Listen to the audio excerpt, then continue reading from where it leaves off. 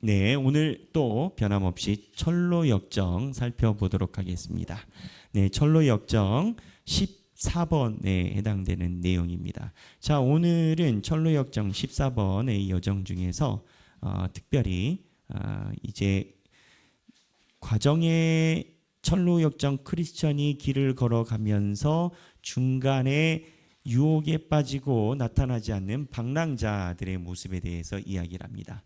자, 그 부분에 대해서 우리가 함께 책을 볼 건데, 뒤에 혹시 유인물이 필요하신 분들은 뒤에서 유인물을 보시면 되겠고요. 페이지로 따지면은 111페이지 되겠습니다.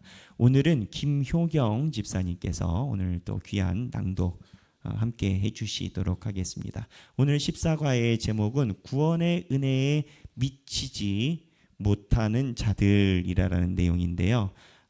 구원의 은혜, 하나님의 구원의 은혜에 미치지 못하는 자들의 케이스, 상황에 대해서 이야기를 합니다. 여러 케이스. 그러니까 쉽게 얘기를 하면 예수 잘 못 믿고 사이드로 빠지는 사람들, 그 사람들에 대한 샘플을 우리 존버년 저자가 이야기를 합니다. 자, 먼저 내용을 한번 같이 살펴보도록 하겠습니다. 나는 꿈속에서 크리스천이 한 언덕에 이르는 것을 보았다.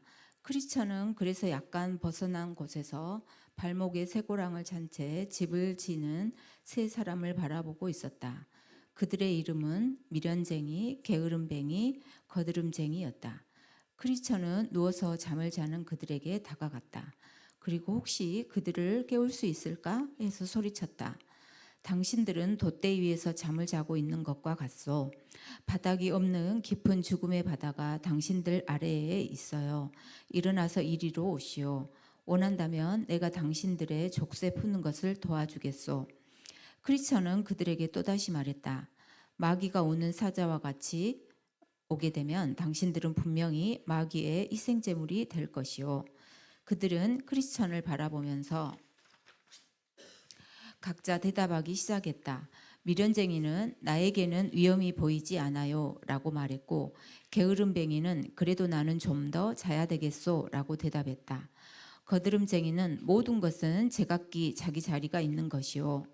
내가 당신에게 무슨 다른 대답을 해야 하겠소 라고 말했다. 그리고 그들은 다시 누워 잠을 자기 시작했고, 할 수 없이 크리스천은 가던 길을 계속 갔다. 자, 여기 보면 세 종류의 신앙에서 이탈한 사람이 있어요. 하나는 미련쟁이, 하나는 누구?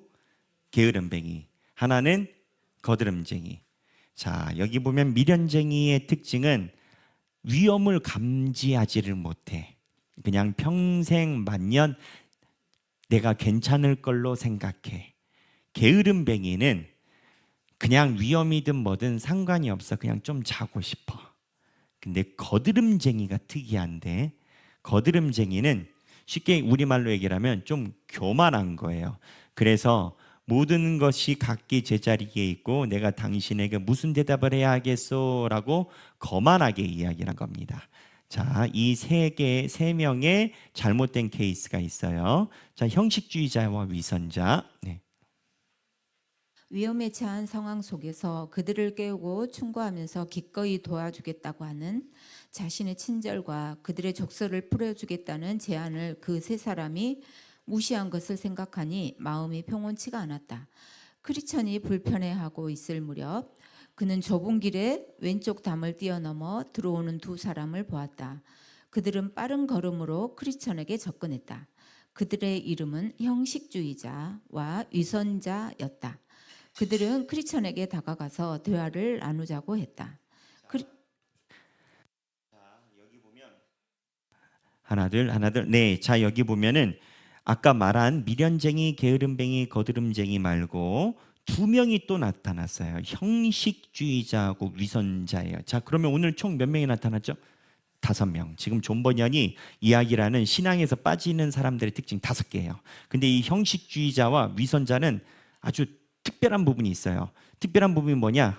이들은 고생 안 하고 담 타서 넘어와.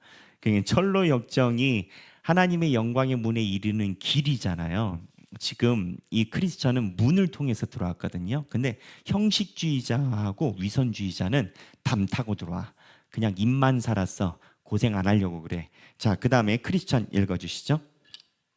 크리스천 신사 양반들 어디서 오는 길이며 어디로 갑니까? 형식주의자와 위선자 우리는 헛된 영광의 땅에서 태어났소. 그리고 영광을 얻기 위해 시온산으로 가는 길이요. 크리스천 왜 이 길의 입구에 있는 좁은 문으로 들어오지 않았소? 문으로 들어오지 않고 다른 길로 넘어 들어오는 자는 도둑이요. 강도라고 기록된 것을 모르시오? 형식주의자 위선자 우리 고장 사람들은 이 길로 들어오려고 좁은 문으로 가는 것은 너무 멀다고 여긴다오.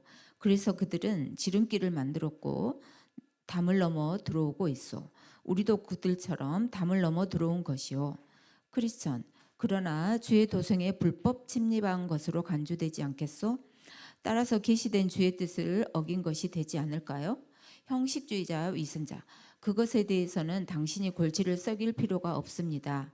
왜냐하면 우리 고장 사람들은 관습으로 그렇게 해왔으며 필요하다면 그것이 1000년 이상 행해져 왔다는 증거를 제시할 수도 있습니다.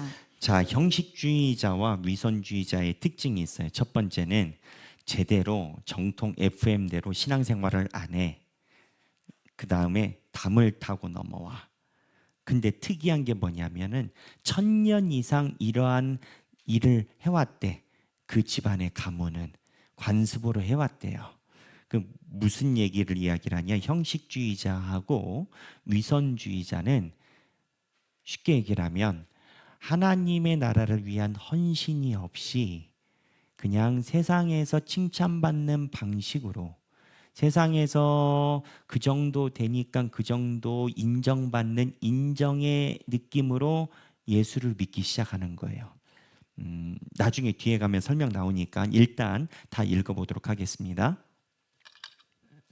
크리스천 그러나 당신들의 행동이 법정에서도 관심으로 인정될 수 있을까요? 형식주의자와 위선자 1000년을 넘게 지켜온 관습이니 공평하신 재판장께서 합법적인 것으로 하시리라고 생각합니다. 뿐만 아니라 일단 우리가 이 길로 들어선 이상 무엇이 문제가 됩니까? 어디까지나 우리는 이 길에 들어선 것입니다. 우리가 알기에 당신은 문을 통과해 이 길에 있으며 우리도 담을 넘어서 이 길에 있는 것입니다. 당신의 상황이 우리보다 나은 점이 있습니까? 크리스천 나는 하나님의 법을 따라 행하고 있지만 당신들은 자신들의 망상으로 무례히 행하고 있습니다. 당신들은 이 길의 주인에게 이미 도둑들로 간주되었습니다. 따라서 나는 당신들이 이 길의 목적지에서 진실한 사람들로 인정받는 것에 대해 의심합니다. 당신들은 하나님의 지시 없이 스스로 이 길로 들어왔습니다. 그리고 하나님의 자비 없이 스스로 이 길에서 떠날 것입니다. 이 말에 대해서 그들은 아무런 대답을 하지 않았다. 다만 크리스천에게 자신의 일에나 신경 쓰라고 말했다. 그때 내가 꿈속에서 보니 그들은 서로 대화 없이 각자 자신의 길을 가고 있었다. 조금 후에 두 사람은 크리스천에게 율법과 의식에 대해서 말했다. 두 사람은 크리스천이 행하는 만큼 율법과 의식들을 성실히 지킨다고 생각했다. 따라서 두 사람은 우리가 보기에 당신과 우리 사이에 차이점이 없습니다.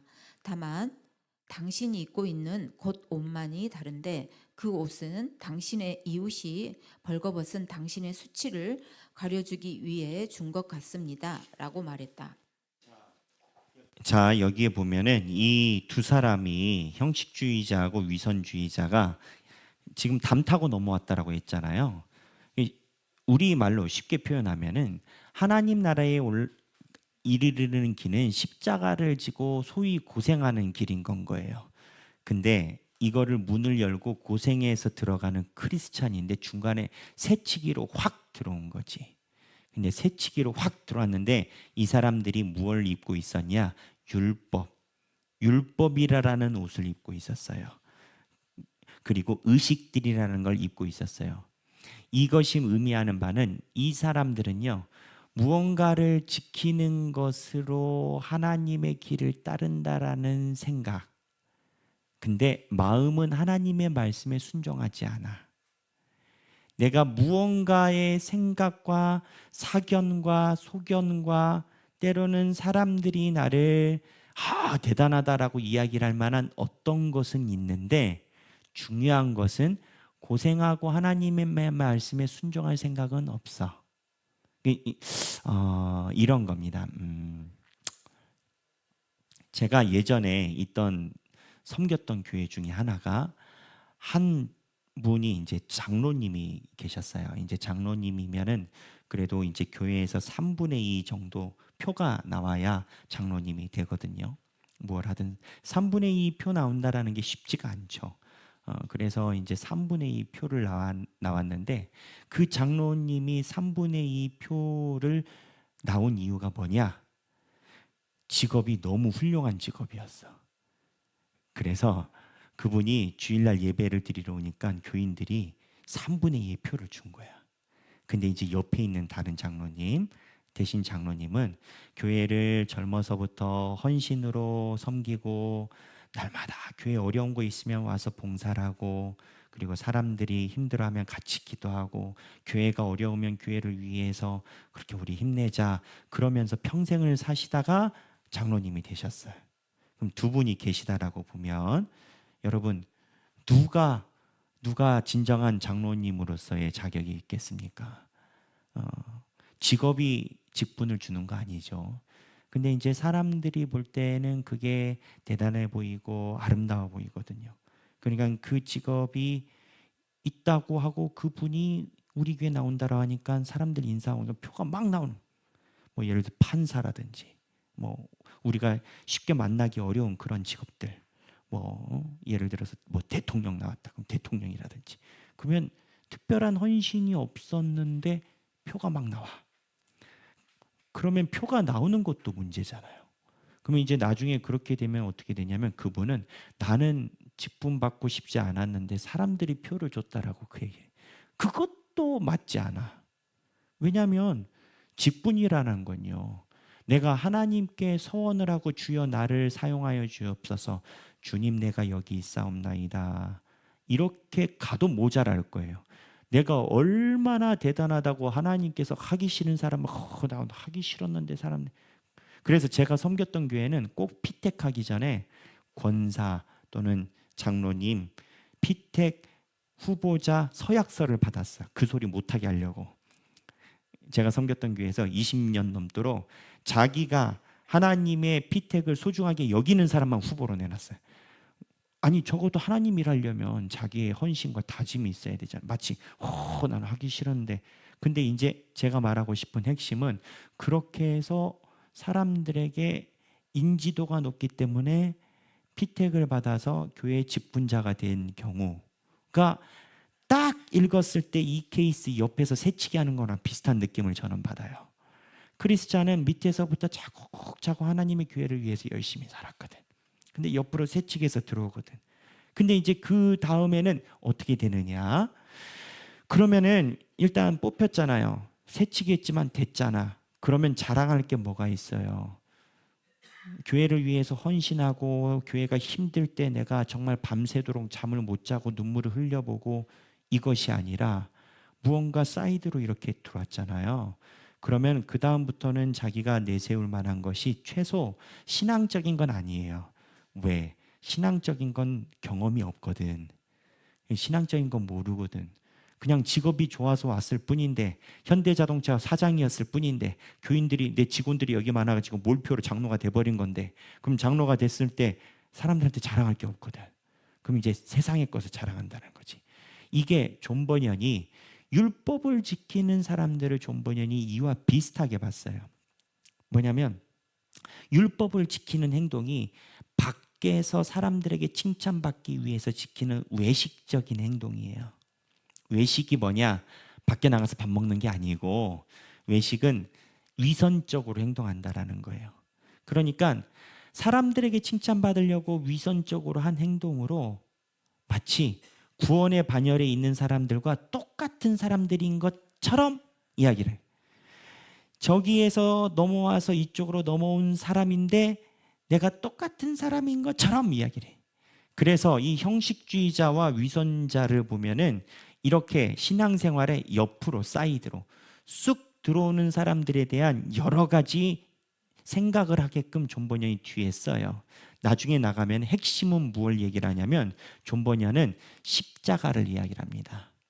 십자가가 뭐예요? 고생하는 거지.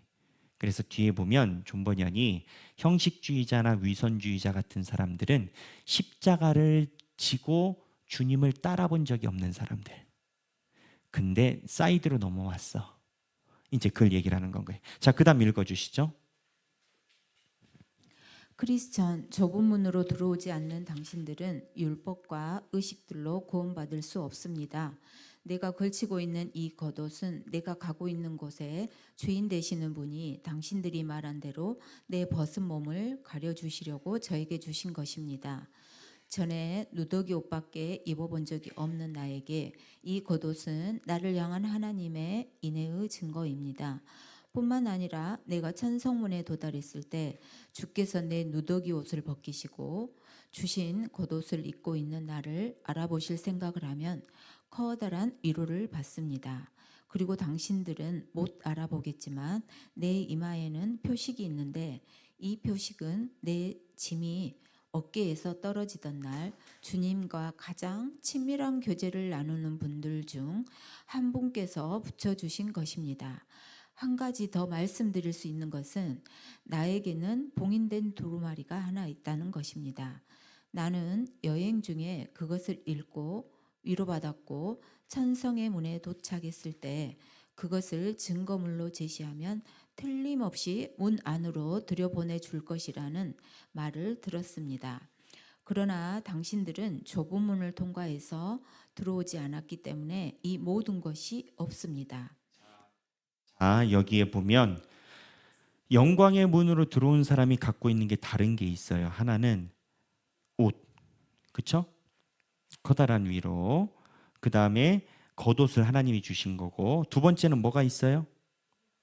네, 이마의 표식, 그 다음에 두루마기. 그렇죠?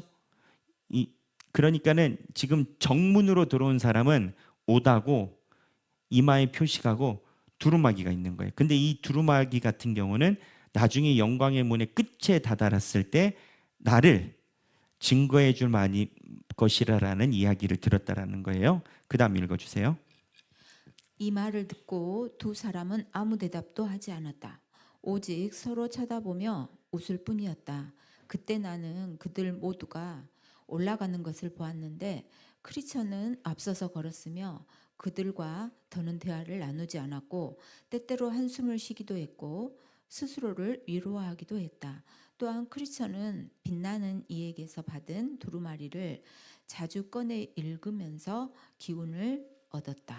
자, 여기 정리를 하면 중간에 담타 가지고 새치기 한 사람들은 두루마기도 없고 인도 없고 표식도 없고 옷도 없는 상황이에요. 그러니까는 이게 뭐냐, 신앙생활을 곁다리에서 새치기에서 들어와서 그러한 표식이 생기지 않는다는 존 번연의 이야기인 건 거예요. 자, 그러면 오늘은 해설이 굉장히 좀 잘 돼 있어요. 1번 세 사람은 무엇에 매여 있습니까? 답 읽어주시죠. 죄악의 주례에 묶여 있는 상태이다. 이 세 사람은 누구냐? 처음에 나왔던 미련쟁이, 게으름뱅이, 거드름쟁이에요. 이 사람들은 위험을 이야기를 해줬는데도 불구하고 미련쟁이는 위험이 안 보인대. 거드름뱅이는 난 좀 더 자야 되겠대. 게으름뱅이, 거드름뱅이는 뭐냐? 모든 것은 다 제각각 자리가 있다. 무슨 말을 대답해야 하겠소? 거드름쟁이는 교만한 거야. 말을 듣지를 않아. 근데 이 세 사람은 죄악의 주례에 묶여 있는 상태다. 읽어주시죠. 그들은 교회 속에 있지만 자신들의 죄악을 보지 못하고 있으며 자신들은 영적으로 안전하다고 생각하는 자들이다. 이 사람들이 교회 속에 속해 있다, 안 속해 있다? 속해 있다. 영적으로 안전하다고 생각하는 자들이라. 그 다음에요. 따라서 이들에게 필요한 것은 자신들의 영적 상태가 얼마나 위험한 것인가를 깨닫는 것이다. 이들에게는 율법, 죄, 하나님의 심판, 지옥에 대한 설교들이 필요하다. 이들에게는 율법, 죄, 하나님의 심판, 지옥에 대한 설교가 필요하대. 네. 이 시대는 그랬나 봐요. 제가 지옥의 심판 설교 그런 건 안 하는데, 네, 이 시대는 그런 거. 잠언 5장 22절 한번 다 함께 읽어보겠습니다. 다 함께 읽겠습니다. 시작. 악인은 자기의 악에 걸리며 그 죄의 줄에 매이나니. 그 악인의 특징이 있어요. 악인은 우리가 생각할 때 꼭 도둑질하고 사기치고 이런 사람을 악인으로 생각하지만 성경에서 이야기하는 악인은 그것보다 고단수예요. 성경에서 이야기하는 악인은 하나님의 뜻대로 하지 않는 사람이에요. 근데 하나님의 뜻대로 하지 않는 사람들의 특징이 뭐냐? 자기 생각에 걸려. 자기 악에 걸리고 자기 죄의 줄에 매여. 자기가 자기를 묶어버려. 제가 섬겼던 한수만교회 유영모 목사님이 그 예수 그리스도의 교환, 그러니까 즐거운 교환이라고 예수 그리스도의 보혈의 피와 우리가 맞교환돼서 우리가 의인이 됐다. 그 다음에 무엇을 얘기를 하셨냐면 성서적으로 그렇게 나가요. 그 다음에 우리 형제들을 용서해야 된다. 왜냐? 우리가 예수 그리스도 피로 용서받은 자니까. 이 얘기를 언제나 하셨거든요. 그 얘기를 하면서 드는 예화가 있었어요. 사람들이 저 사람은 내가 죽어도 용서 못해 그런다라는 거예요. 그러면 그 제가 섬겼던 유 목사님께서 쓰셨던 예화가 뭐냐? 자기가 용서를 하지 않아서 저 사람이 잘못되는 게 아니고 자기가 용서하지 않아서 자기가 속으로 썩어 들어간대. 용서를 안 해봐요. 저 사람이 암 걸리나 내가 암 걸리나. 내가 암 걸려.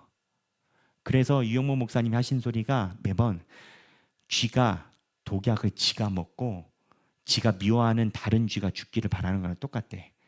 독약을 자기가 먹어놓고 내가 미워하는 사람이 언제 죽나 보냐, 언제 죽나 보자, 내가 가만두나 보자, 내가 죽으면 죽었지, 내가 용서를 하나 보자. 그게 이제 즐거운 교환과 함께 용서라는 파트에 언제나 신학적으로 함께 나오는 얘기인 건 거예요. 막 가만 안 두겠다고. 야, 내가 죽으면 죽었지, 부러지면 부러졌지, 네, 가만 안 둔다면 그 독약을 지가 먹고. 근데 잠언 5장 22절에 나오는 게 악인은 자기 악에 걸리고 그 죄의 줄에 매인대요. 악인은 언제나 자기가 최고다 생각하는 것에 걸려. 이 얘기가 왜 여기에 나오느냐? 미련쟁이, 아까 나왔던 미련쟁이, 게으름뱅이, 거드름쟁이는 스스로 다 문제가 없어요. 미련한 사람도 문제가 없어. 난 미련하다고 생각하지 않아. 게으름뱅이도 나는 게으르다고 생각하지 않아. 거만한 자도 나는 거만하다고 생각하지 않아. 그 문제는 뭐냐면 다 문제야. 그래서 이들에게 필요한 거는 존 번영이 뭐라고 얘기를 하냐? 율법, 죄, 하나님의 심판, 지옥에 대한 설교가 필요하대. 자, 2번 읽어볼게요. 크리스찬이 잠자는 자들을 깨우고자 했다는 것은 그의 심령이 어떤 상태라는 것을 증거합니까? 자, 크리스찬이 잠자고 있는 이 세 명을 깨웠어요. 그러면 누구? 크리스찬의 상태가 어떻냐고. 이 깨우는 세 명 말고 크리스찬 읽어주세요. 크리스천이 회심을 경험한 후 곧바로 영적으로 잠자는 자를 깨우려고 애썼다. 이것은 회심을 경험한 후 영적으로 무지하거나 잠자는 자들의 영적 비참함에 대해서 깨닫고 있기 때문에 그들을 깨우려고 수고하였던 것이다.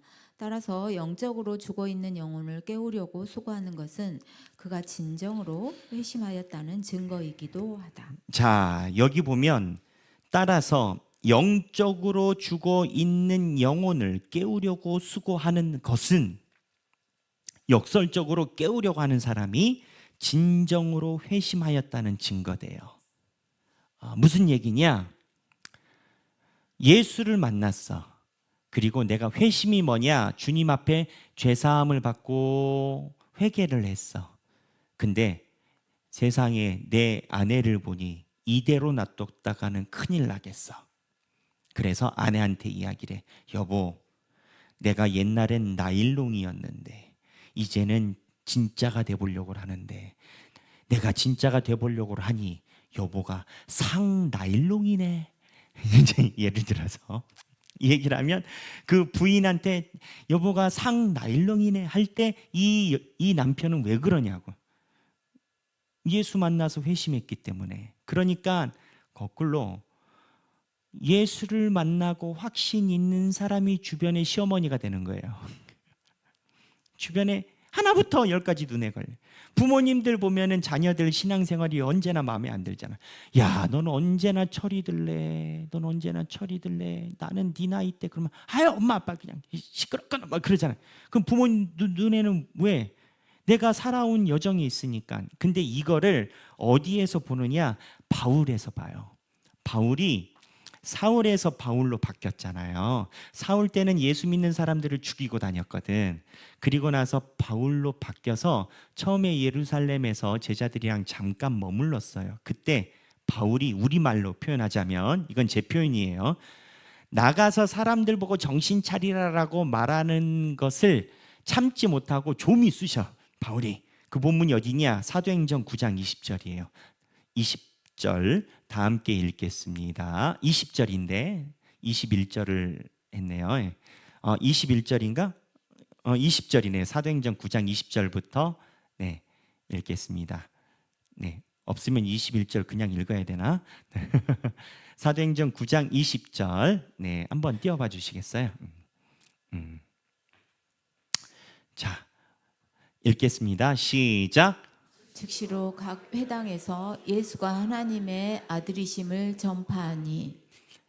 즉시로 자 20절 사도 바울이 지금 여기 예루살렘 성전에 예루살렘 제자들 집단에 간 건데 즉시로 가자마자 19절에 올려봐봐요. 19절에 보면 사울이 다메섹에 있는 제자들과 함께 며칠을 있을새. 18절 올려보세요.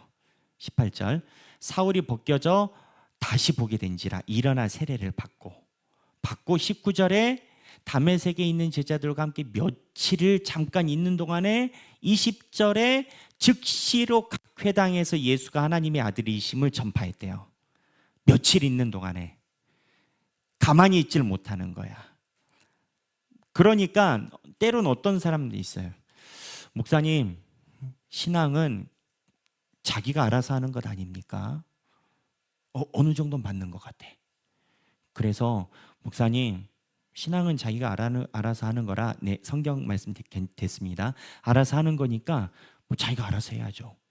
근데 존 버니언이 본 견지에서는 내가 하나님께 뜨거운 은혜에 사로잡혀 있고 성령 충만해 있다면 주변에 그냥 가만히 있는 사람을 두지를 못해. 그리고 이거를 성경에서 뭐라고 이야기를 하느냐? 선교요 전도라라고 이야기를 해. 예를 들어서 내 와이프가 천년 나일롱이야. 아까 미련쟁이, 게으름뱅이, 그 다음에 거드름쟁이 셋 중에 하나 걸려 있어.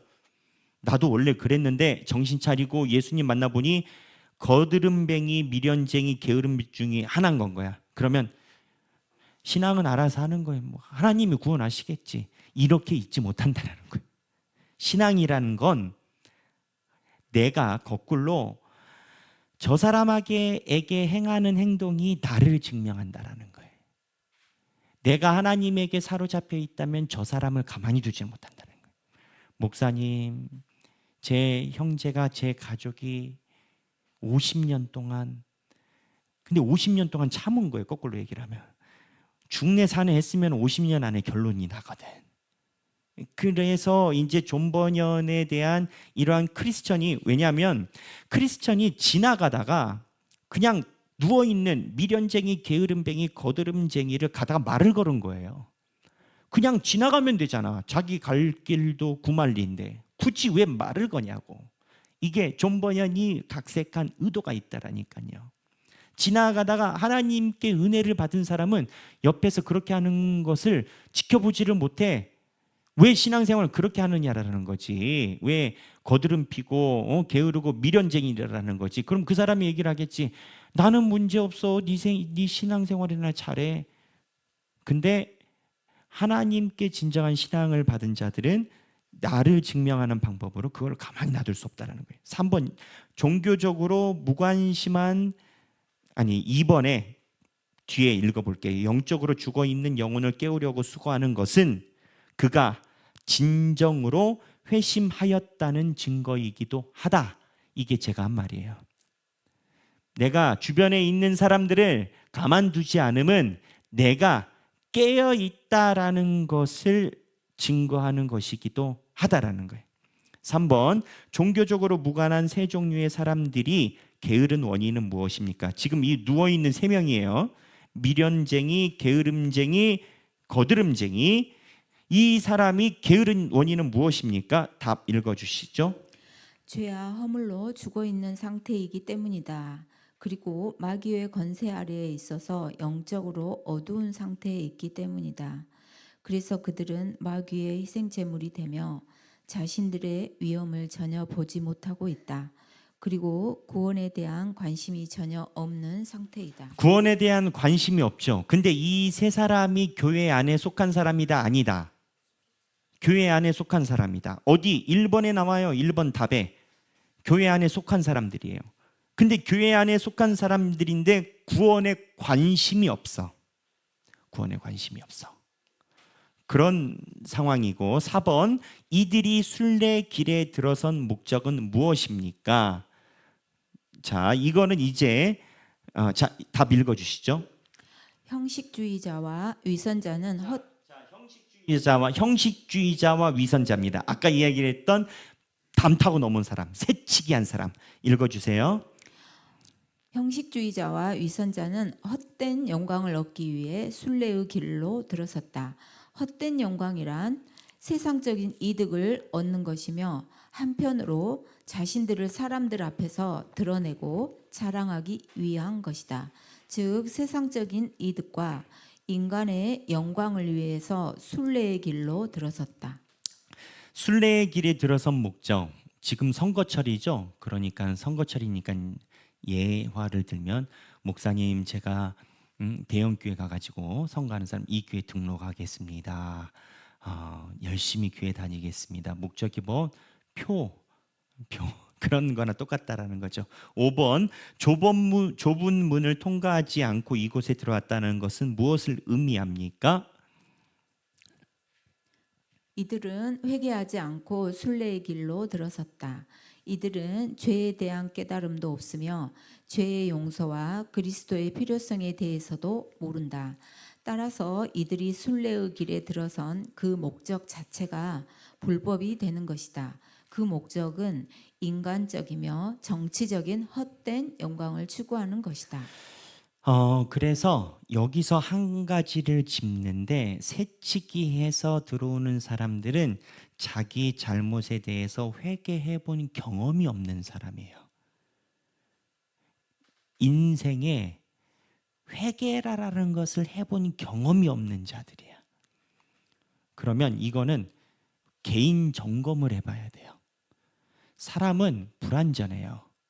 근데 내가 신앙생활에서 이건 좋은 거다, 이건 은혜된다, 이렇게 살아야지, 이거랑 달리 회개라는 테마가 내 신앙생활 중에 한 번도 없었다면 아차 해야 돼요.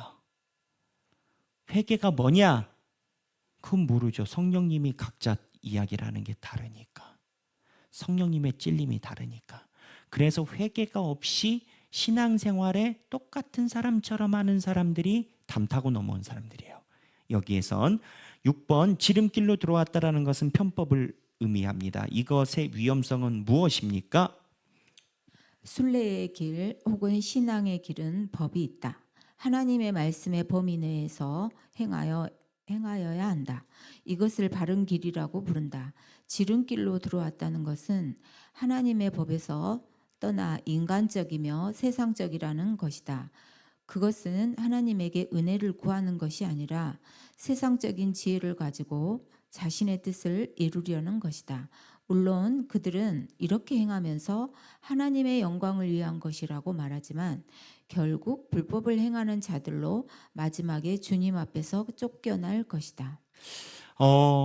이런 생각을 한번 해봤어요. 신앙생활을 하면서 굳이 그렇게 교회까지 와서 위선적인 모습으로 회개가 없이 자기의 고집과 소신으로 교회에 붙어 있을 이유가 뭐가 있나?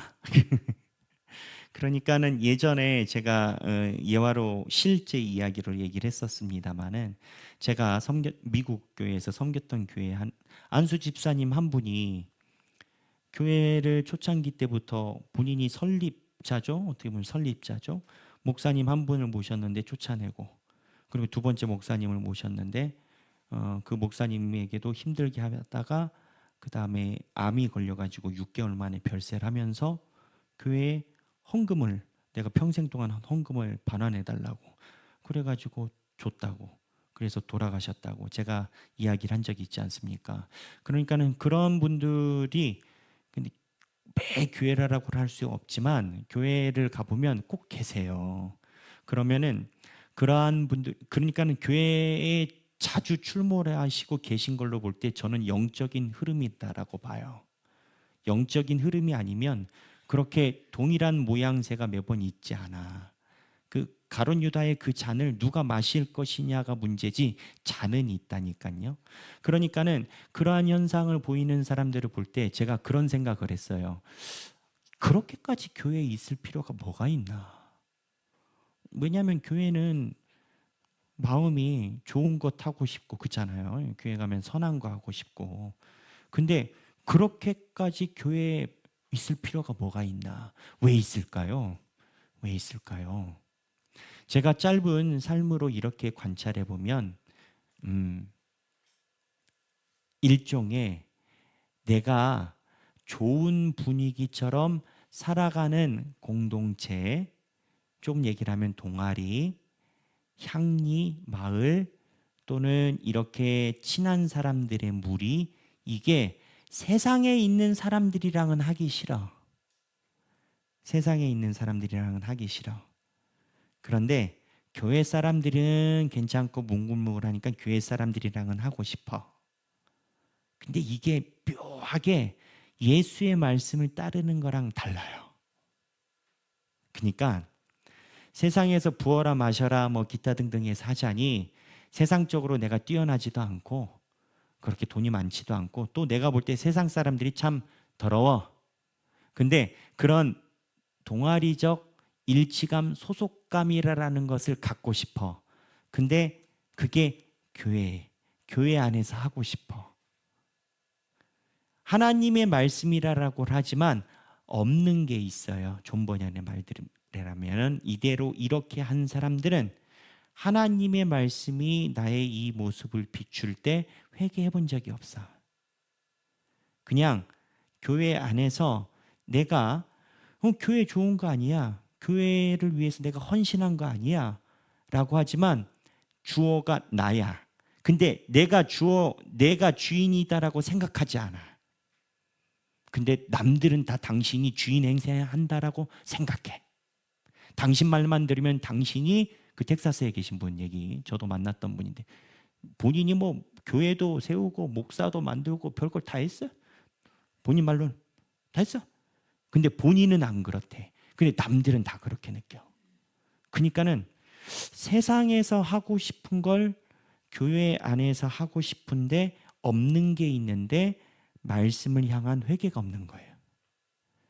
그래서 이 부분에 대해서 회개하지 않고 순례의 길에 들어오고 6번에 보면 세상적인 지혜를 가지고 자신의 뜻을 이루려 한 것이다라는 거예요. 세상에서 어울리는 방식으로 세상에선 하기 싫고 하나님의 공동체 안에서 자신의 뜻을 이루려 하기 때문에 그들은 이렇게 행하면서 하나님의 영광을 위한 것이라고 말하지만 결국 불법을 행하는 자들로 마지막에 주님 앞에 쫓겨날 것이다. 그 이유가 지금 뭘 얘기를 하느냐, 중간에 사이드로 갈라치기 해서 새치기 해서 들어오는 사람들의 특징이다라는 거예요. 자, 7번 그 다음에 쭉쭉 이어서 나오거든요. 지름길을 택한 그들의 죄는 무엇입니까? 이들은 하나님의 말씀에 굴복되어 있지 않는 상태이며 자신들의 뜻으로 행하는 자들이다. 따라서 인간적으로 편리한 지름길을 택하였는데 이것은 회개도 없고 십자가도 지지 않는 것이다. 외적으로는 그리스도를 따르며 순례의 길에 있다고 하지만 그리스도를 따르는 자들이 아니다. 그러니까 교회 안에서 충성을 다해요. 충성을 다하는데 그리스도의 길이라고 하지만 그리스도의 길이 아니야. 근데 이거를 예수 그리스도가 조금 더 세게 이야기를 하셨어요. 마태복음 10장 38절인데 마태복음 10장 38절 다 함께 읽어보도록 하겠습니다. 마태복음 10장 38절 시작. 또 자기 십자가를 지고 나를 따르지 않는 자도 내게 합당하지 아니하니라. 자, 여기 보면 자기 십자가를 졌어요, 안 졌어요? 네? 자기 십자가를 지고 나를 따르지 않는 자도 내게 합당하지 아니하니라. 무슨 얘기냐? 결국 이렇게 위선으로 행하는 사람은 자기가 지어야 되는 십자가를 질 생각도 없고 그리고 따르지도 않아. 그러니까는 됐습니다. 이 편법으로 옆으로 들어오는 사람들은 요즘 표현으로 얘기를 하면 자기 영성에만 관심 있는 사람이에요. 내가 말씀을 깨닫거나 봉사를 해서 사람들에게 많은 지목과 칭찬을 받거나 내가 특별한 재능이 있어서 사람들이 나를 좋아해 주거나 그런데 이 사람들에게 없는 것 첫째는 회개가 없고 회개가 없기 때문에 내가 괜찮다라고 생각해서 자기가 지어야 되는 십자가도 없고 십자가가 없기 때문에 예수님을 따를 생각도 없어. 그거는 그냥 내 자리에서 내가 원하는 종교 생활하는 거예요. 명상하는 거예요. 영적인 쾌감을 느끼는 것 뿐이야. 그 영적인 쾌감을 느끼는 것과 신앙생활의 차이는 뭐냐? 존 버년이 이야기를 할 때 자기 십자가인 거예요. 그러니까 교회에서 보면 물론 이게 나쁘다라는 게 아닙니다. 씨앗이 있기 때문에 그러한 것도 가능하지만 말씀을 듣기만 한다든지 요즘 현대인들이요 유튜브에서 가장 많이 보는 게 설교래요. 신앙인들 중에서 설교를 얼마나 많이 들을 수 있어요. 본인이 영어가 되고 독일어가 되면 전 세계 목사님들의 설교를 다 들을 수 있어. 아마 지금은 설교를 가장 많이 들을 수 있는 시대일 거예요. 그런데 옛날과 다른 차이가 뭐예요? 설교를 들음으로 거기서 자기 십자가 없이 끝나버려. 회개도 없고 십자가를 질 생각도 없어. 그리고 십자가를 지어도 이게 내 거야. 아까 얘기를 한 것처럼. 그러니까 이 중간에 위선자처럼 이렇게 쑥 들어오는 이 행태가 존 버년이 이야기를 했던 그 시대와 별반 다를 게 없는 것 같아요. 그 다음에 담을 넘어오는 것이 오래된 관습이라고 주장하는데 그들은 어디에 속한 사람입니까? 답 읽어주시죠. 이 부분에서 존 버년은 로마 카톨릭 교회를 의미하고 있다. 그들은 교회의 전통을 성경과 똑같이 여긴다. 그리고 교회가 성경 위에 있다. 따라서 교회가 그렇게 관습으로 지켜왔다면 그것은 아무 문제가 없다고 생각하는 것이다. 그러나 그것은 성경적이지 않으며 결국 그들의 구원에 대한 가르침은 성경에서 떠난 것이다. 자, 마태복음 15장 9절 한번 읽어볼까요? 시작. 사람의 계명으로 교훈을 삼아 나를 헛되이 경배하는도다 하였니라 하시고. 네, 그러니까 말씀 없이 관습으로 신앙생활하는 사람들을 얘기를 하는 거예요. 자, 이거는 좀 다른 얘기입니다. 지금까지 얘기를 했던 것과 어제 제가 여수에 훌륭한 목사님, 저랑 친한 형님 동생 하는 훌륭한 목사님하고 전화 통화를 했어요. 그 교회에서 최근에 사건이 있었대. 하여튼 목사님들 전화해 보면 사건 없는 교회가 없어. 모든 교회에 다 사건이 있는데 그 교회에 무슨 사건이 있었냐? 교회에서 행사를 했대요. 그 교회는 오래된 교회예요. 평균 연령이 70이야. 그리고 70도 역삼각형이야. 밑에가 없어. 아예 그냥 그 70인데 한 70 이상이 한 400명 되셔. 그래서 이제 유명한 교회예요. 제가 실명을 거론할 수 없는. 근데 이제 그 교회에서 최근에 행사를 했는데 A 권사님이 있고 B 권사님이 있었대요. 근데 A 권사님이랑 B 권사님이 사이가 엄청 나빴대요. 근데 B 권사님이 C 권사님을 데리고 왔대. 교회 행사를 하다가 이 C 성도가 열심히 일해가지고 목사님이 여기를 칭찬해 줬대. 그랬더니 A랑 B가 사이가 안 좋잖아요. C를 B가 데려왔잖아요. A가 목사님한테 전화해가지고 육두문자를 쓰더래요. 진짜 육두문자를 쓰더래요. 목사님이 여기에 가스라이팅 당해가지고 난리가 했다는 거지. 제가 말하고 싶은 것은 이 일이 일어난 이유가 뭐냐? 교회에서 행사야. 행사를 하다가 싸움이 붙은 거지. 근데 우리가 생각할 땐 이해가 안 되잖아. 근데 이분들에게는 그 행사가 왜 그렇게 하느냐? 감정일 뿐만 아니라 이 행사가 신앙생활의 장이야. 너무 중요해. 교회 생활에서 중요한 장이야. 중요한 장이니까 A, B, C가 스파크가 튀는 거예요. 그 교회의 관습이에요. 근데 A, B, C가 하셨던 그 장이 전혀 중요하지 않은 교회도 있어.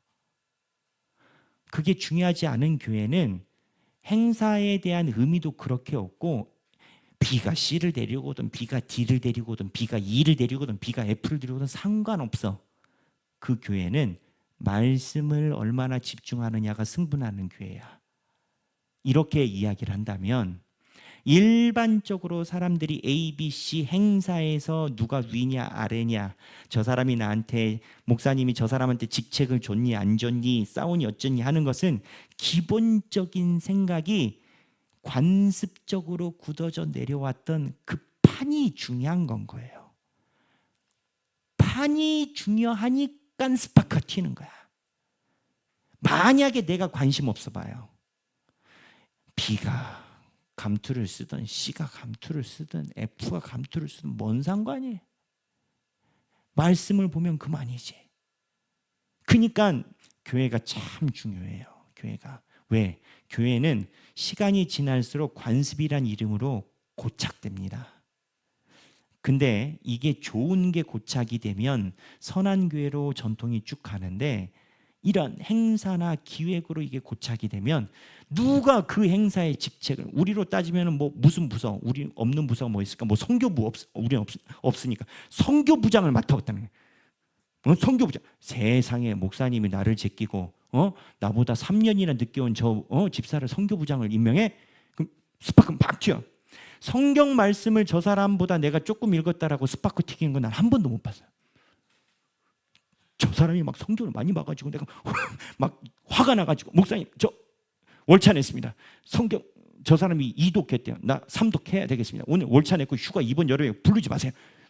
내가 도저히 화딱 지나가지고 왔는데 내 이런 교인을 만나보지는 못했네. 그러니까는 내가 스파크 튀기고 있는 장이 내가 관심 있는 장인데 대부분은 이게 관습으로 행사로 굳어진 장의 스파크 튀기. 우리 하길교회도 올해 4년 차인데 우리 교회는 그런 게 없어요. 그러니까 제가 하는 얘기인데 앞으로는 몰라. 그러니 경건하게 이거를 잘 지켜나가야 돼. 관습이라는 게 그래요. 자, 그 다음에 10번 자신들의 신앙이 잘못되지 않았다고 주장하고 있습니다. 이들의 마음은 무엇으로 가득 차 있습니까? 이들은 자신들이 율법과 의식을 철저히 지킨다고 말하였다. 자신들의 종교적 행위를 근거해서 의롭다고 생각하고 있다. 즉 자신 스스로 의로움에 빠져 있는 자들이다. 자신들의 의로움을 주장하기 때문에 크리스천이 입고 있는 의의 옷을 알아보지 못하고 있다. 한편으로 이들은 신앙이 있다는 것을 보여주기 위해서 외식하고 있는 것이다. 전형적인 위선자이다. 이러한 위선자들의 마음에는 탐욕과 방탕과 불법이 가득하다. 자, 자신들의 신앙이 잘못되지 않았다라고 주장해요. 이들의 마음은 탐욕과 불법이 가득하다. 위선자는요, 내가 위선자라고 생각 안 합니다. 거드름쟁이는요, 자기가 거드름 피운다라고 생각하지 않아요. 나보다 더 거드름 피우는 사람은 잘 잡아내, 귀신같이. 기가 막혀. 냄새만 맡아도 말해. 즉 거드름 핀다고. 근데 자기가 있는 위치는 몰라.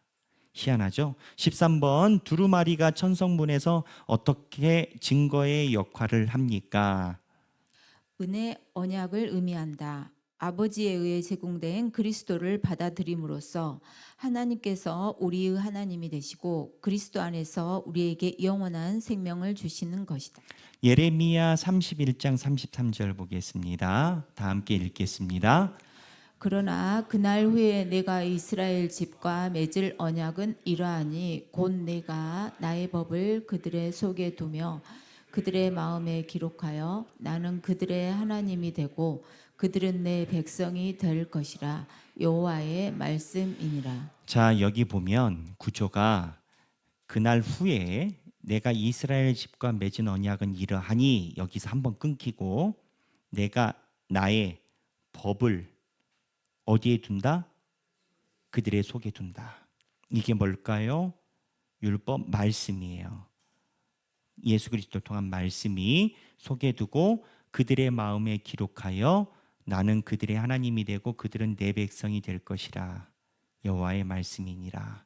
그래서 이 천루역정에 나오는 크리스천이 두루마리를 갖고 있는 것은 하나님의 말씀이 기록된 거를 품고 있는 거예요.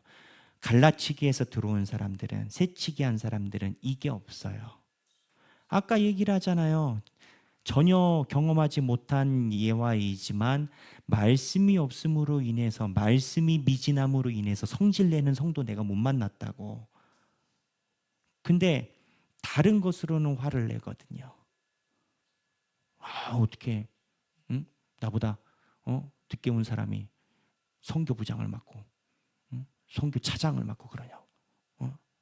그 열심이 이쪽에는 없거든. 근데 이 예레미야에서 말씀한 건 마지막에 내 안에 있는 말씀이 있느냐 없느냐가 마지막 날 하나님 앞에서 결정이 된다라는 거예요. 그리고 말씀이 있어야 게을르지도 않고 미련하지도 않고 거드름 피지도 않고, 말씀이 있어야 위선하지도 않고, 말씀이 있어야 자기 십자가를 지지. 말씀이 없는 자들은 자기 십자가를 지지 않아. 그래서 오늘 존 번연이 너무 많은 이야기를 하고 싶었던 것 같아요. 한 방에 5명을 다 등장시켜 버렸어요. 우두두두두. 지금 14과밖에 안 됐는데 하고 싶은 말이 많으셔요, 이분이 지금. 그래서 오늘 14과에 있는 내용을 보면서 우리 신앙생활을 점검하고 각자 마음속에 드는 하나님의 음성이 있을 거라 생각합니다. 우리 김효경 집사님 수고하셨는데 큰 박수로 격려해 주시고요. 네, 우리 이 시간에 잠깐 개인 기도하도록 하겠습니다. 하나님 아버지, 우리가 말씀에 입각해서 나의 신앙을 잘 분별하게 하여 주옵소서. 내 신앙이 하나님의 말씀으로 거듭나서 하나님께서 이끄셔서 하나님의 은혜 속에 거하게 하여 주옵소서. 우리 각자 기도하시겠습니다. 기도하시겠습니다.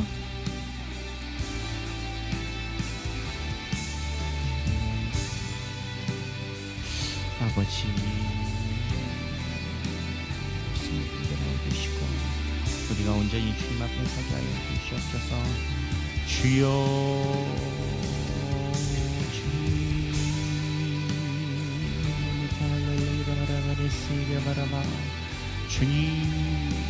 주님의 손바닥에 주시옵소서. 주님,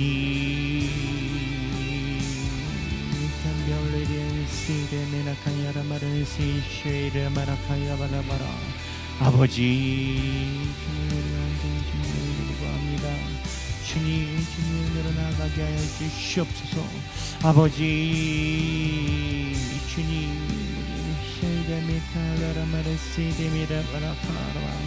주여, 주님,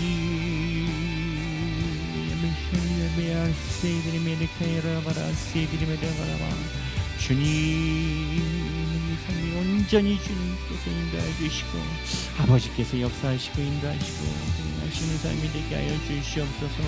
주님 우리의 삶을 온전히 주님께 맡깁니다. 아버지 우리의 삶이 온전히 주님의 속에 나가게 해주시옵소서. 아버지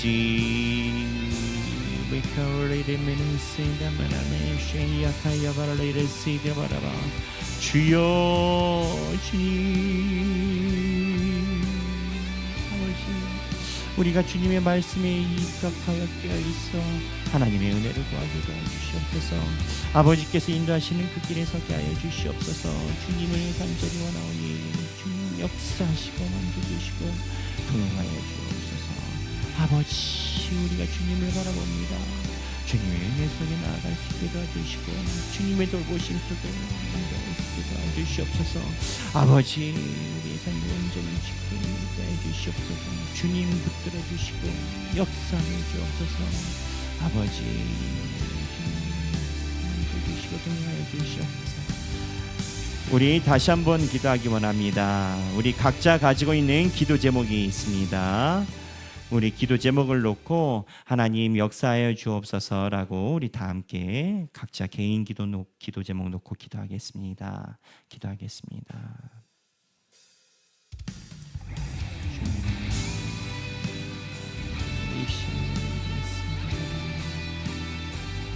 아버지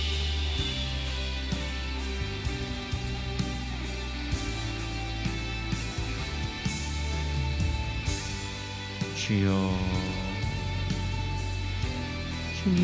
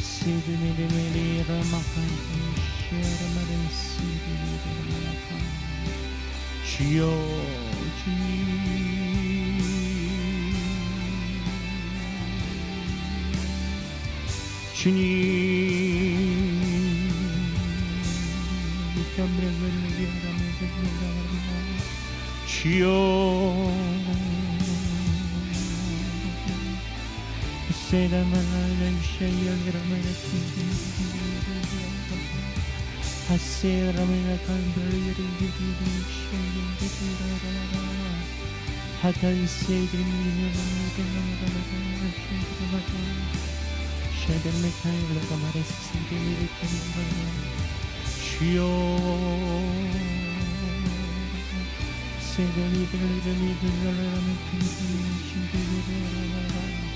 아버지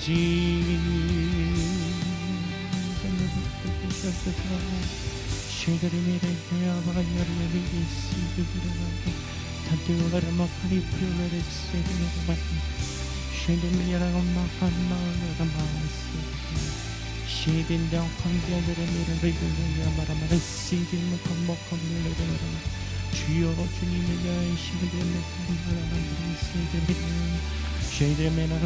주여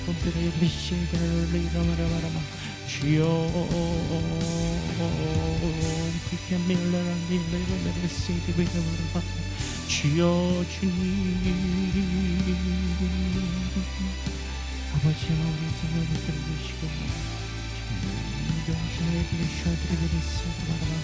주여 주님의 은혜를 붙들어 주시옵소서.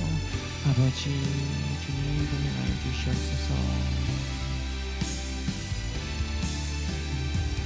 제가 기도하겠습니다. 하나님 아버지 감사합니다. 우리 하길교회 성도들 주님의 말씀을 사모해서 매주 수요일마다 하나님의 음성에 귀를 기울이게 하시고 끊임없이 주님의 말씀에 순종하려고 노력하고 살아가게 하시니 감사합니다. 하나님 주께서 하나도 땅에 떨어뜨리지 않고 다 기록된 바 되셔 그 모든 행위와 사랑의 은혜를 베풀어 주심을 우리가 알고 있습니다.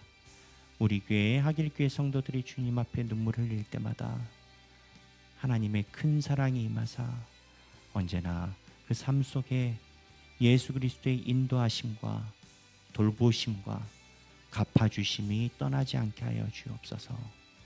이제는 우리 주 예수 그리스도의 은혜와 하나님 아버지의 극진하신 사랑과 성령님의 감동과 교통하심이 주님의 은혜를 구하며 하나님의 인도하심을 구하며 오늘을 살아가고 또한 주님의 은혜로 내일을 살아가기 원하는 사랑하는 모든 주님의 백성들 머리 위에 지금으로부터 영원토록 함께 계시길 성부와 성자와 성령의 이름으로 간절히 축원하옵나이다. 아멘.